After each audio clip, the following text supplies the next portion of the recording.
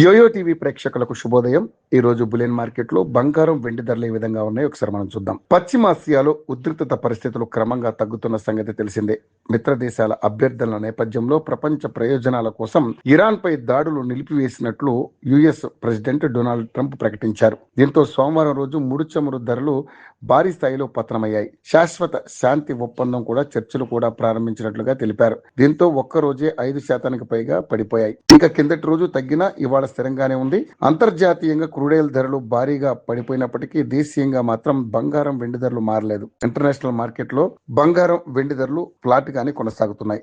అంతకుముందు కొంతకాలంగా క్రూడాయిల్ ధరలు పెరిగితే బంగారం ధరలు వెంటనే తగ్గడం, అదే క్రూడాయిల్ ధరలు తగ్గితే బంగారం ధరలు పెరగడం చూసాం. కానీ ఇప్పుడు పరిస్థితి మారిపోయింది. క్రూడాయిల్ ధరలతో సంబంధం లేకుండా అక్కడ ధరలు పెరిగినా బంగారం ధరలు మాత్రం పెరగకపోవడం గమనార్హం. ప్రస్తుతం దేశీయంగా హైదరాబాద్ మార్కెట్లో ఇదే విధంగా అంతర్జాతీయ మార్కెట్లో బంగారం వెండి రేటు ఎలా ఉన్నాయో చూద్దాం. దేశీయంగా ప్రస్తుతం 22 క్యారెట్ల ఆభరణాల బంగారం ధర హైదరాబాద్ మార్కెట్ లో తులానికి 1,32,200 వద్ద కొనసాగుతుంది. ఆగస్టు 1న ఇది 350 రూపాయలు తగ్గింది. ఇక 24 క్యారెట్ల మేలిమి బంగారం ధర ఆగస్టు 4న ఉదయం 7:30 గంటలకు చూస్తే 10 గ్రాములకు గాను 1,44,220 పలుకుతోంది. బంగారం బాటలోనే వెండి రేటు కూడా పయనిస్తా ఉంది. ప్రస్తుతం కేజీ వెండి ధర హైదరాబాద్ మార్కెట్ లో 2,35,000 వద్ద ట్రేడ్ అవుతుంది.